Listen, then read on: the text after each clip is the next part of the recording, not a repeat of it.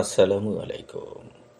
আজ ২০ নভেম্বর ২০২৫ খ্রিস্টাব্দ, ৬ অগ্রহায়ণ ১৪৩২ বঙ্গাব্দ, ২৮ জামাদিউল আউয়াল ১৪৪৭ ইসরি, বৃহস্পতিবার। সংবাদ পাঠ করছি মনির হোসেন কামাল। প্রথমেই শুনবেন সংবাদ শিরোনাম। তত্ত্বাবধায়ক সরকার ব্যবস্থা পুনর্বহাল। বরগুনা জেলা শিক্ষা কর্মকর্তার বিরুদ্ধে গ্রেপ্তারি পরোয়ানা। নারীর ঘুষিতে ছিনতাইকারীদের পলায়ন, পিস্তল উদ্ধার। এক ইলিশের দাম ১২,০০০ টাকা। বরগুনায় নতুন করে ডেঙ্গুতে আক্রান্ত আরও ১৪।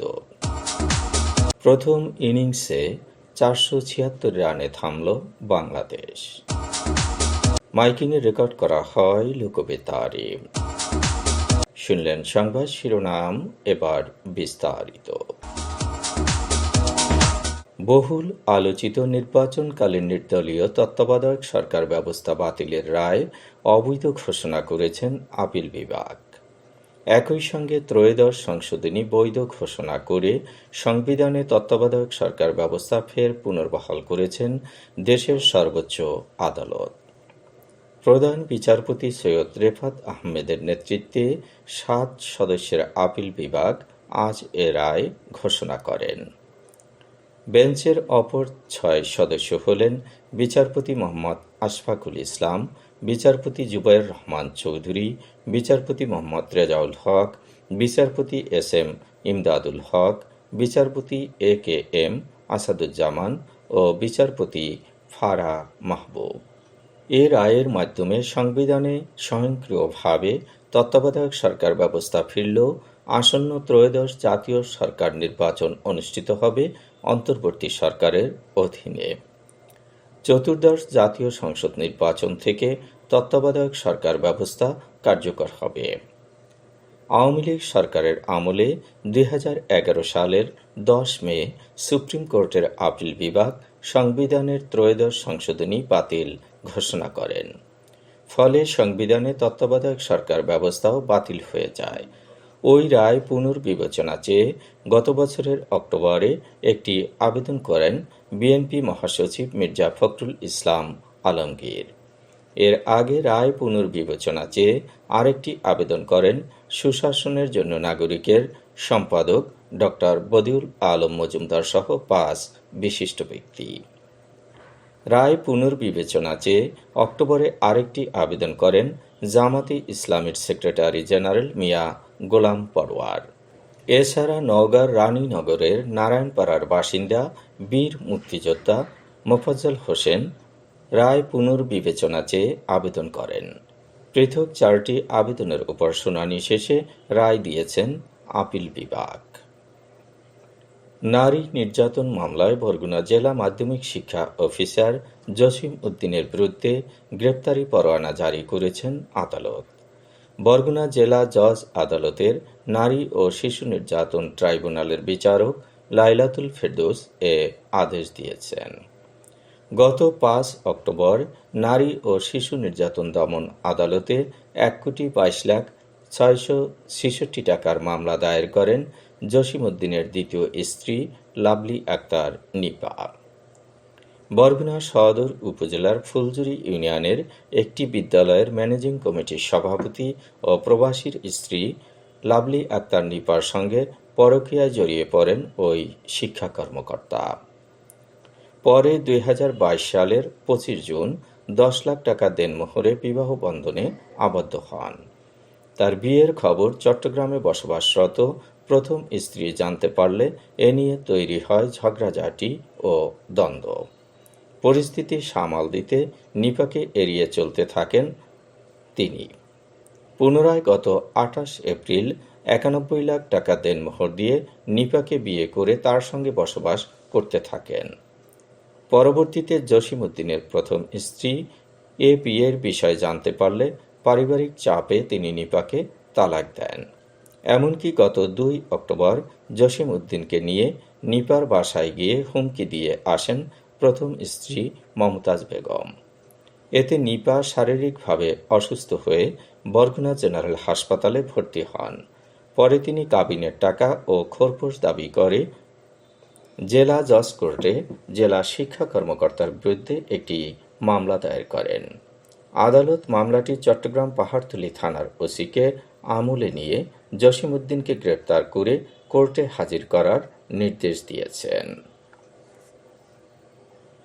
মাগুরার শ্রীপুর উপজেলায় অস্ত্র ঠেকিয়ে এক নারী এনজিও কর্মীর স্বর্ণের চেইন ও টাকা ছিনতাই করেছে ৩ ছিনতাইকারী।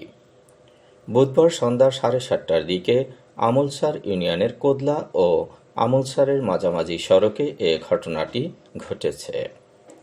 ধস্তাধস্তির এক পর্যায়ে এলাকার লোকজন এগিয়ে আসলে ছিনতাইকারীরা একটি অস্ত্র ফেলে পালিয়ে যায়। বেরাক টিকারবিলা শাখার ওই নারী কর্মী মোটরসাইকেলে লাঙ্গলবাদ বাজার থেকে আমলসার যাচ্ছিলেন। পথিমধ্যে কোদলা এলাকায় ৩ ছিনতাইকারী তার গতিরোধ করে গলার স্বর্ণের চেইন ও ব্যাগ ছিনিয়ে নেয়ার চেষ্টা করে। এ সময় আত্মরক্ষার জন্য তিনি এক ছিনতাইকারীকে ঘুষি মারেন। ধস্তাধস্তির সময় একজনের হাত থেকে পিস্তলটি রাস্তার পাশে ছিটকে পড়ে যায়। পিস্তল রেখেই ছিনতাইকারীরা পালিয়ে যায়। তবে ছিনতাইকারীরা তার গলার স্বর্ণের চেইন ও ১৬,০০০ টাকা নিয়ে গেছে।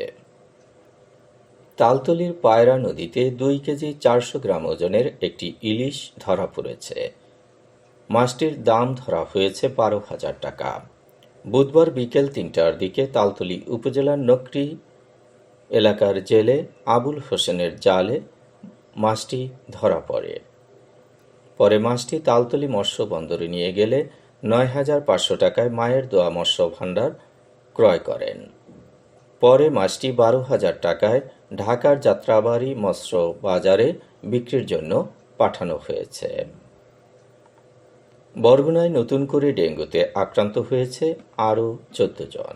এ নিয়ে জেলায় মোট আক্রান্তের সংখ্যা ৯,৩৯১ জন। বরগুনার civil surgeon doctor Mohammad Abul Fatta জানিয়েছেন, গত ২৪ ঘণ্টায় বরগুনা সদর উপজেলায় ৯ ও পাথরঘাটায় ৫ জন নতুন করে আক্রান্ত হয়েছেন। জেলায় ডেঙ্গুতে আক্রান্ত হয়ে চিকিৎসাধীন আছেন ৫১ জন।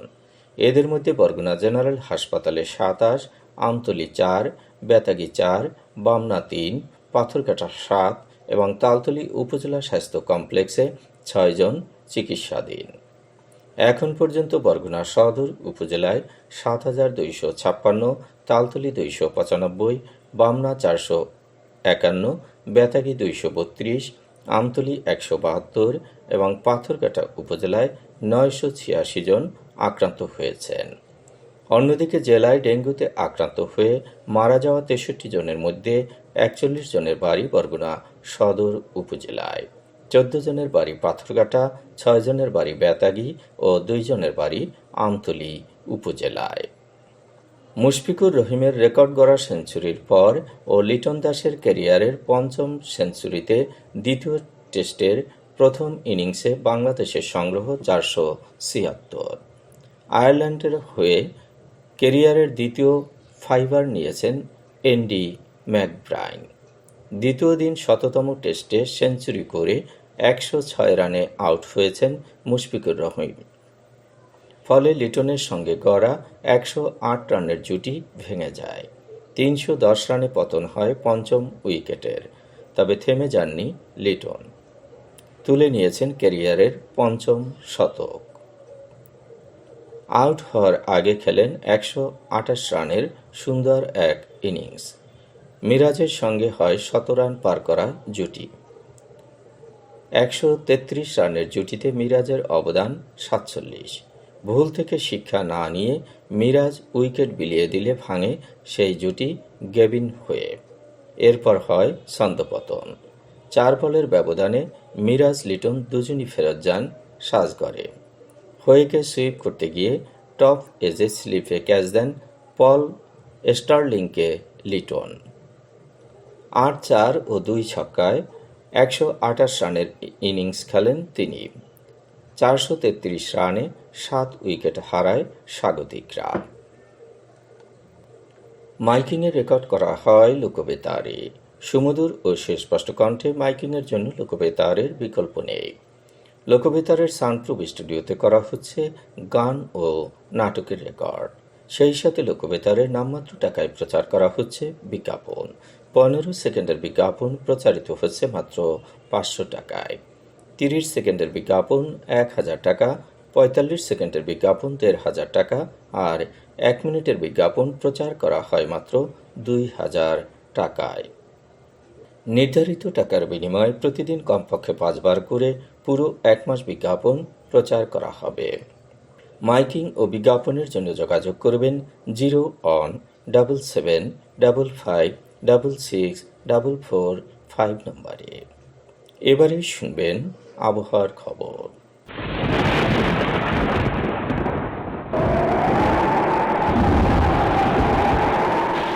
লঘুচাপের বর্ধিত অংশ উত্তর বঙ্গোপসাগরে অবস্থান করছে। আকাশ মেঘলা থাকলেও বৃষ্টি হওয়ার সম্ভাবনা নেই। দিন ও রাতের তাপমাত্রা সামান্য কমতে পারে। আজ দেশের সর্বোচ্চ তাপমাত্রা ছিল ফেনীতে 34 ডিগ্রি সেলসিয়াস এবং সর্বনিম্ন তাপমাত্রা ছিল তেঁতুলিয়ায় 14 ডিগ্রি সেলসিয়াস। বরগুনার সর্বোচ্চ তাপমাত্রা 32.6 ডিগ্রি সেলসিয়াস, সর্বনিম্ন 18.9 ডিগ্রি সেলসিয়াস। আগামীকাল সূর্যোদয় হবে ভোর 6:17। সংবাদ শেষ করার আগে শিরোনামগুলো আবার পড়ছি। তত্ত্বাবধায়ক সরকার ব্যবস্থা পুনর্বহাল। বরগুনা জেলা শিক্ষা কর্মকর্তার বিরুদ্ধে গ্রেপ্তারি পরোয়ানা।